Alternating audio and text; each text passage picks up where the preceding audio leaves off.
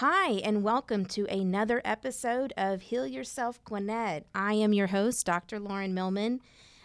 Heal Yourself Gwinnett is recorded here each month on Gwinnett Business Radio X at the Subaru of Gwinnett Studio. Each month, Heal Yourself Gwinnett aims to present and share topics to better inform and educate our listeners and community so that they can make better health choices for not only themselves but for their families. Our show aims to provide ways to live the healthiest and vibrant life possible. We have an exciting show here for you today. I have here with me a very special guest, Dr. Eric Plasker.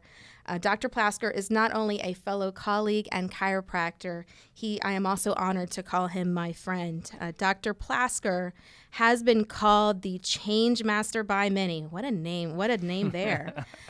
He has been a leader and innovative wellness expert for decades. His presentations, books, articles, and advice reach millions. Through his international best-selling book, The 100-Year Lifestyle, and the 100-Year Lifestyle Workout, and the newly released The 100-Year Lifestyle Second Edition, Dr. Plasker defines a brand new healthcare model for a world of extended lifespans. This new model combines the best of both crisis care and lifestyle care so that individuals can maximize their potential, and doctors are equipped to solve the immediate and lifetime care needs of their patients and communities.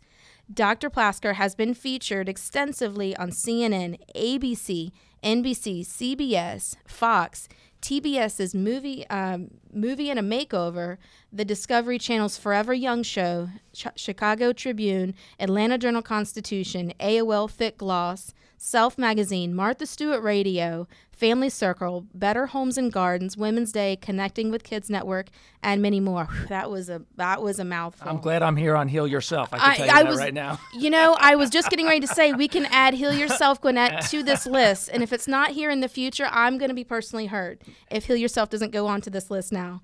Dr. Plasker is a sought-after keynote speaker for some of the top corporate, university, fitness, and chiropractic platforms in the world.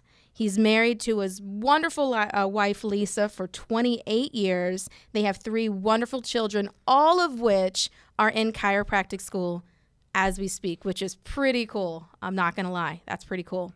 So welcome, Dr. Plasker. Wow. Great to be here. And we really need to simplify and say he's just a really nice guy who's just getting warmed up, helping people make some changes. I can attest to that. If I didn't know you before, I can attest to that. So absolutely. So what I've asked you here to speak with us today about, many of our listeners and subscribers may not have heard of the 100-Year Lifestyle before. Share with us, please. Give us the rundown. What is the 100-Year Lifestyle? How did this model come to be? Well, I appreciate the opportunity to be here, and I'm so excited about the work that you're doing with your patients and your community, helping people heal themselves to live better for today and also really for 80, 90, 100 years and beyond. And, you know, like you, Dr. Lauren, I'm a chiropractor, practiced for 31 years, and saw, like you, babies, kids, families heal themselves, function much better throughout their life, and people through every phase of life. But I was really shocked one day when a 98-year-old man walked into my office, because I had never at the time even seen a 98-year-old man.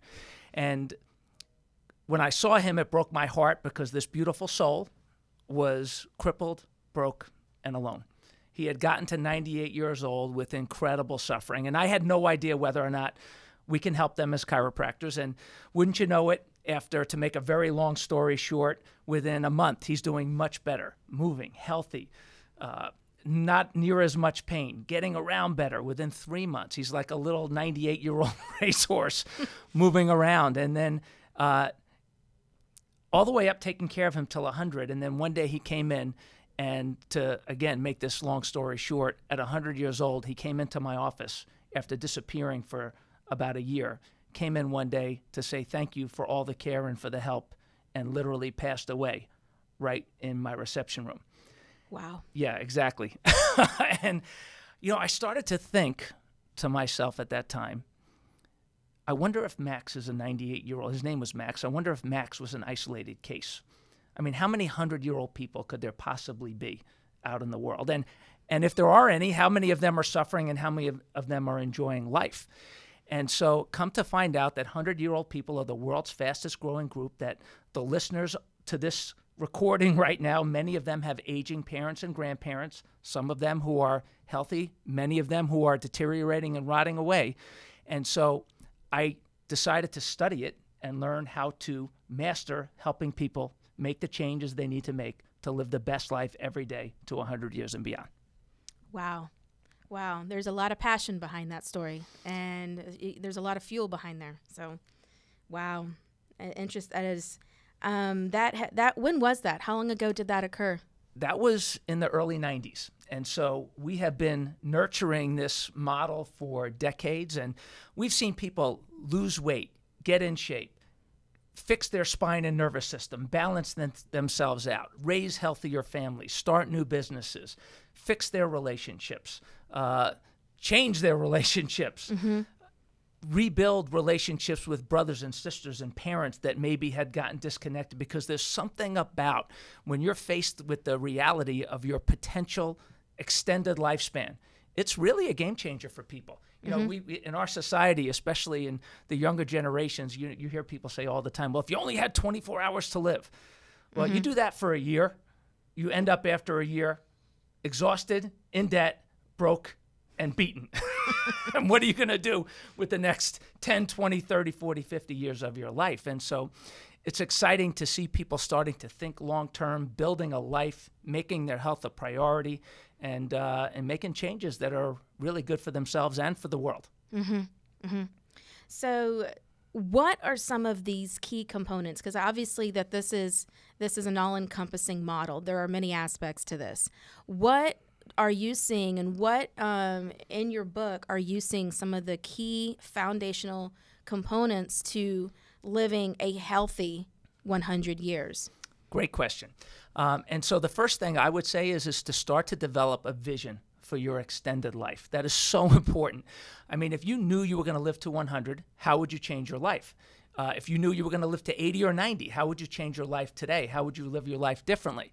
And begin to develop that long-term vision so you're just not feeling like you're chasing things all the time, chasing happiness, chasing health, chasing relationships, or chasing money, but that you can really settle into your skin because you're developing a vision, and you clarify that vision for your extended life. And then once you realize that you have this vision and you develop this long-term vision, you may realize that, wow, I need to make some changes. And so if you're listening to this and you think to yourself, wow, if I'm thinking long-term, yeah, I definitely need to make some changes. And then the next question becomes, well, what's going to motivate you to take action on that change? Are you going to wait for a crisis to force you to act?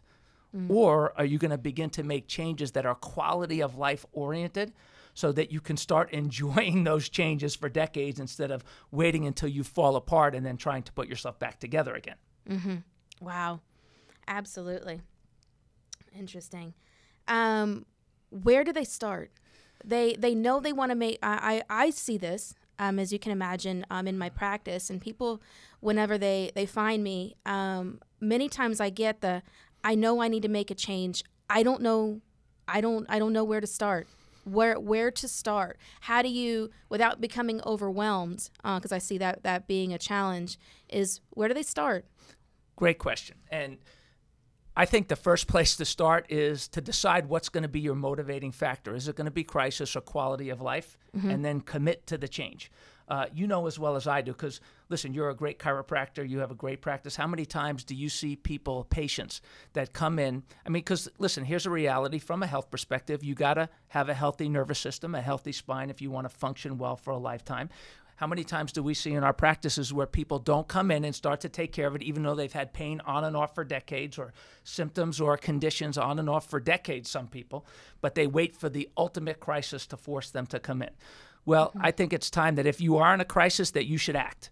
If you are not in a crisis, but you know there may be something looming or that there are changes that you need to make, it's probably not going to go away until you make the changes. So commit to the change and then recommit to that change every single time you're faced with a choice. We call them in the 100-Year Lifestyle second edition, we call them the 3 life-changing principles of the 100-Year Lifestyle, where change is easy. Thinking about it is hard. And then change comes one choice at a time. Think progress, not perfection. And then if you're going to make a change, life-changing principle number 3, make it something that's compelling so that you can enjoy it for 80, 90, 100 years and beyond.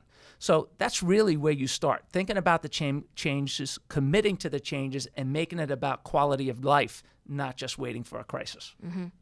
So because I'm a chiropractor, this is where my heart obviously falls into where I'm talking about this with my patients. So many people may be listening to this going, where does a healthy spine and nervous system fall into this situation? Most people think about, I know sometimes people don't think that chiropractic can be anything other than neck pain, back pain, and headaches. They maybe not have heard that this can fall into their lifestyle or getting them to a healthy 100 years. Talk a little bit more from your standpoint about that. I love that. And especially, listen, how many times do you and we see people in our offices where they come in, they get a month or two's worth of care, or a week or two, or sometimes it takes longer, and they'll say to us, you know what, Doc, I know I'm a month or 2 or 3 older than I was when I started here, but I feel a lot younger and healthier today than I did 3 months ago. And we hear that even people that have been under lifestyle care, as we call it, for a decade or longer, me being in practice for 31 years, you being in practice for the length of time that you have, we see people for those years where they feel younger years later than they did when they first started with us.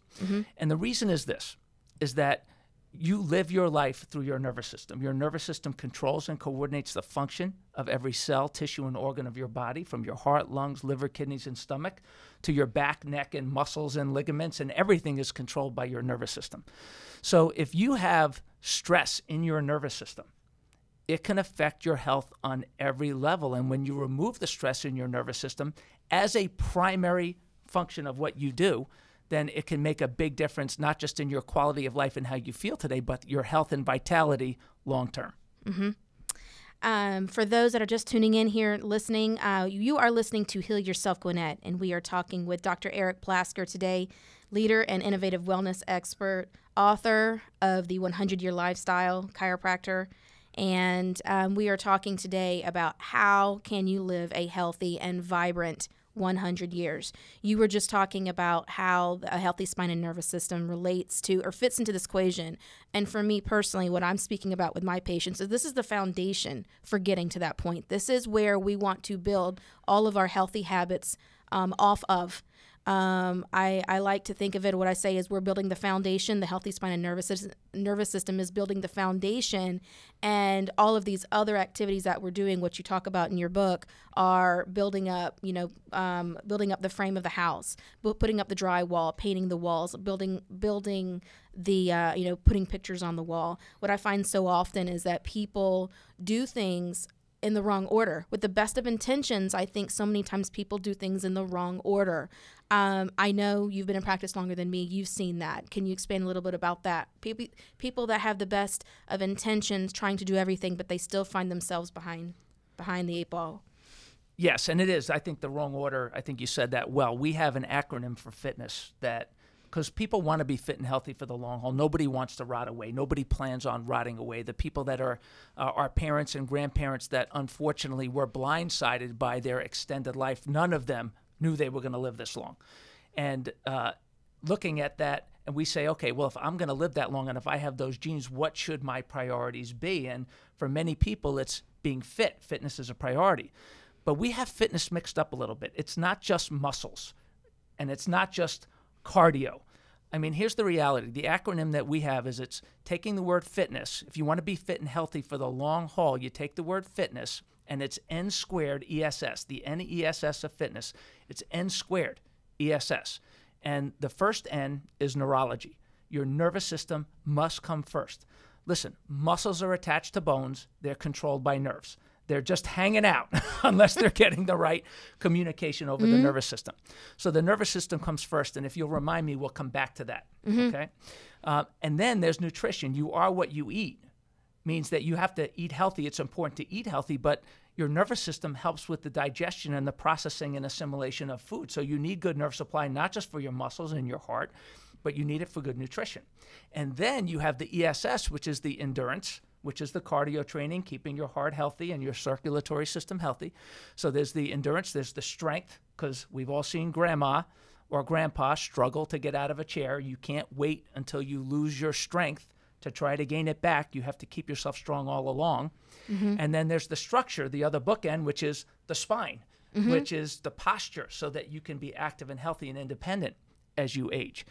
So that fitness as an acronym, most people focus on the nutrition and the endurance and the strength and forget the bookends, which is the neurology and the structure, which without the bookends, you can forget the middle components. The books just fall apart. They do. So, and people, like I said, if there's one common conversation that I have so often is people who would believe that they are very healthy don't understand why they're in the shape and condition that they are, and they just don't understand there's something else going on.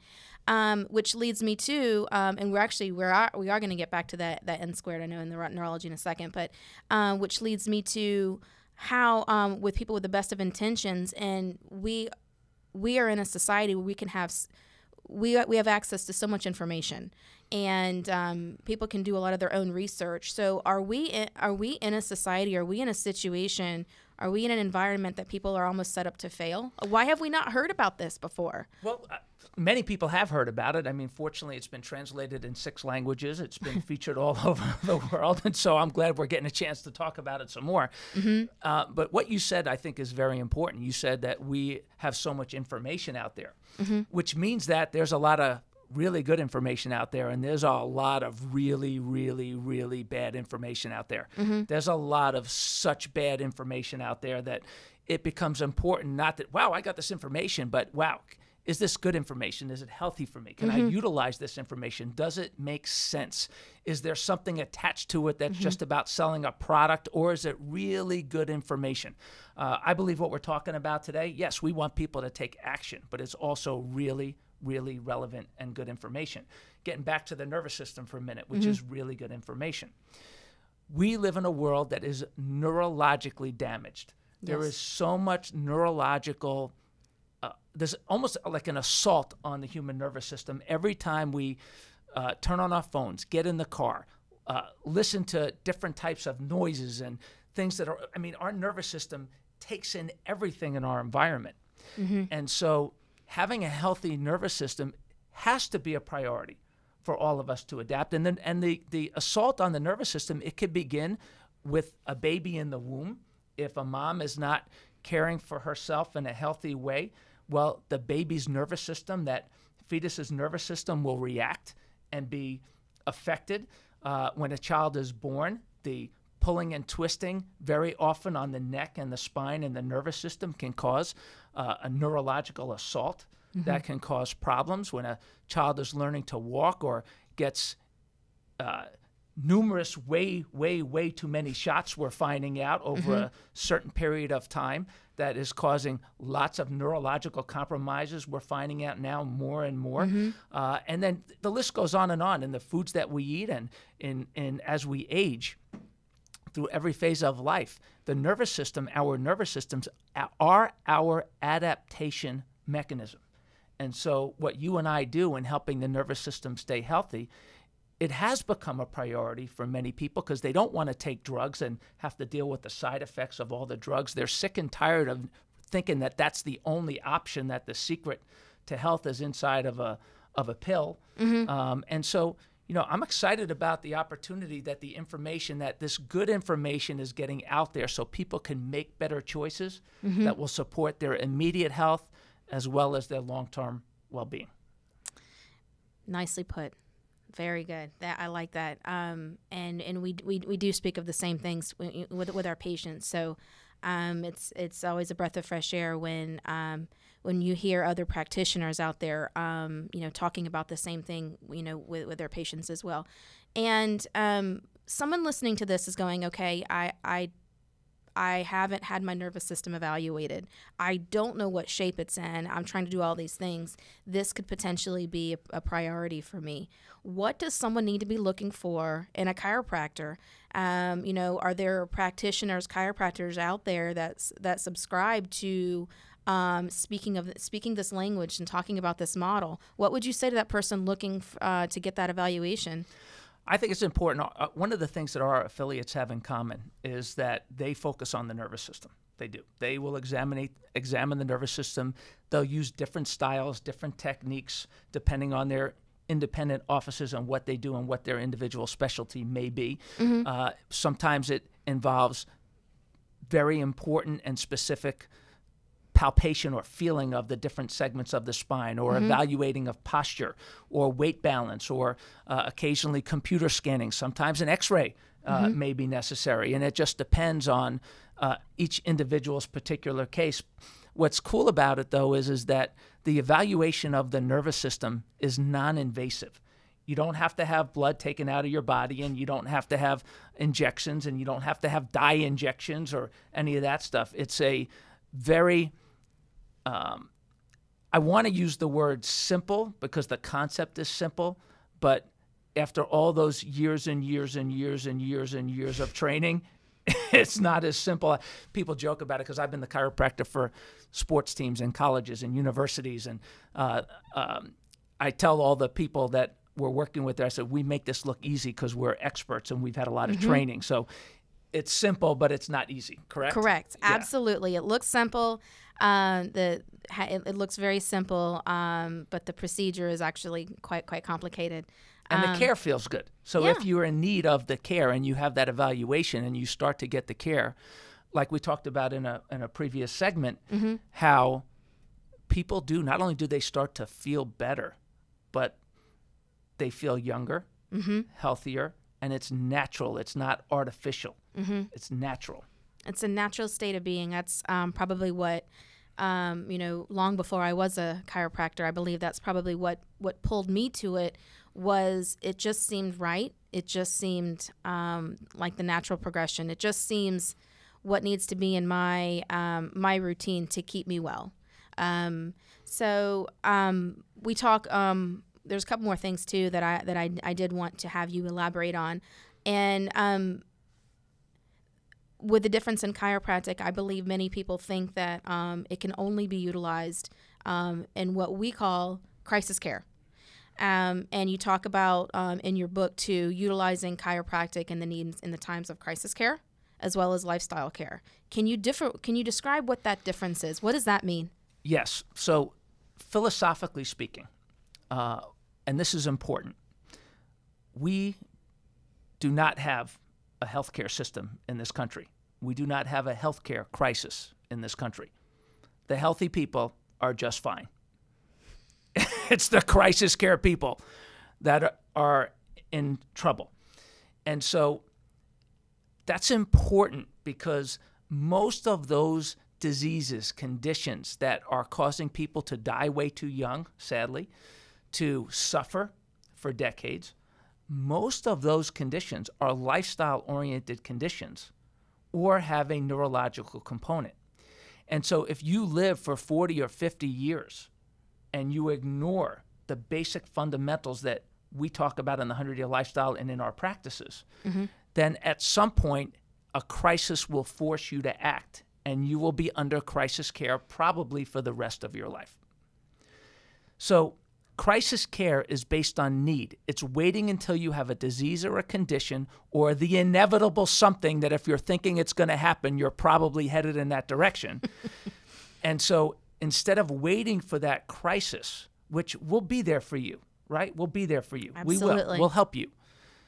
But we would much rather see you start to make those changes in what we call make that critical transition in your thinking and in the way you utilize things like chiropractic care and healthy lifestyle choices, using it as a priority, as a part of a lifestyle, making that critical transition from crisis care to lifestyle care so that you keep yourself healthy and on top of your game. The New England Centenarian Study did a research project, and they found that the majority of people that got to 100 years old that were healthy, never got sick to begin with. They kept themselves healthy as a part of a lifestyle. Now, there was a smaller percentage that got a second chance. They called them the second chancers. But a lot of those second chancers never made it that far and deteriorated along the way. And so, listen, if you have, think about it, you have your aging parents or grandparents. We talk about the Empire formula, the minimum potential years remaining. They'll find that out when they come to your office or go to the 100-Year Lifestyle YouTube page. There's a video on that. When you realize that you may have 30, 40, 50, 60, 70, 80 years in your lineage, you need to make that choice. Are you going to wait for a crisis and deal with it for the last 30, 40, 50, 60 years of your life? Or do you make that transition to lifestyle care and stay healthy along the way? That's both the philosophical and the action-oriented changes that this conversation is about. Wonderful. With your book here, the 100-Year Lifestyle Workout, I have not read the 100-Year Lifestyle Workout. I have a confession to make in this moment. But what I would like for you to discuss here, is there anything that you can say that is specific to those workout buffs out there? Just describe a little bit more about this piece to the 100-Year Lifestyle. Yes. Well, first of all, I must say that I'm excited that it was endorsed by some of the top athletes and fitness experts in the world. So, for example, the National Association of Sports Medicine, NASM, certification body for personal trainers, they endorsed it. American Council on Exercise endorsed it. Roger Craig, soon-to-be Hall of Famer, I hope he deserves it, endorsed it. And baseball players and world-class athletes really excited that they supported this project, because what they understand is that, going back to that fitness acronym, is that it's not just about the muscles, that you must have a healthy nervous system in order to perform best to your best of your abilities athletically. And so that neurology, nutrition, and the endurance, strength, and structure as a model for understanding how to keep yourself healthy is really important. And it's not just about getting the workout, because, listen, so many people get started in a workout program and they get overuse injuries or overuse syndromes, or they strain themselves, or they have a repeat where, why is it always my right side? Why is it always my left side? Why is it always that right hip that gets sore? Why is it always my right arm that's sore and not my left arm, or my left wrist and not my right wrist? And these are questions that the neurology and structure piece of it answer. And so we don't want to see you start working out and then not be able to continue because you're off balance and you're not right. We want you to, listen, if the tires on your car are out of alignment, but you leave your car parked in the driveway, does it really matter? Not really. But if you want to drive your car and you want to take it on the highway, or you want to take it on the back roads, it matters more and more and more. And that's what we're learning as we realize that we're living longer and longer, is that if we want quality years, then the structure and the nervous system is a very key and important component of fitness. Wonderful. Absolutely. This is, I hope, is something that is embraced and endorsed by every human being ever, is my goal, that everyone can take this and have this be, as we've already mentioned, this is the foundation. This is the part of their lifestyle. So this has been a great interview. And any final thoughts, Dr. Plasker? Yeah, I'm just really proud of the work that you're doing, that you're taking the lead in Gwinnett, in Georgia, and I know attracting. I can't wait to get my adjustment, and I just know that your community is much healthier and better because you're here with your commitment, serving your community, not just giving really good information, but giving really good care. So thank you for the work that you're doing. Thank you, sir. I appreciate that. This has been another episode of Heal Yourself Gwinnett.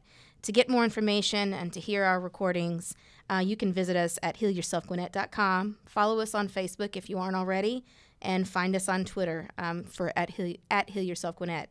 Heal Yourself Gwinnett was recorded plays on the first Wednesday of each month here on Gwinnett Business Radio X. I am your host, Dr. Lauren Millman, signing off and reminding you to have a healthy day.